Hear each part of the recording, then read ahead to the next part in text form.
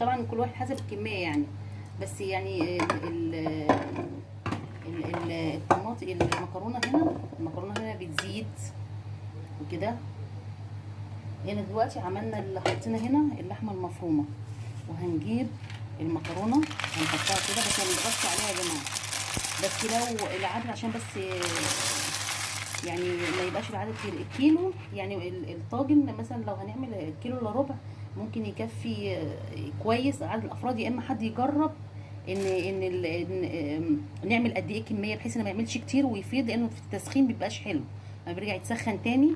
بتبقى المكرونه يعني زي ماسكه طبعا في بعضها، فمبقاش حلوه. هي احلى حاجه ليها تتاكل وهي سخنه في ساعتها، يعني الكميه على قد الاكل بالظبط.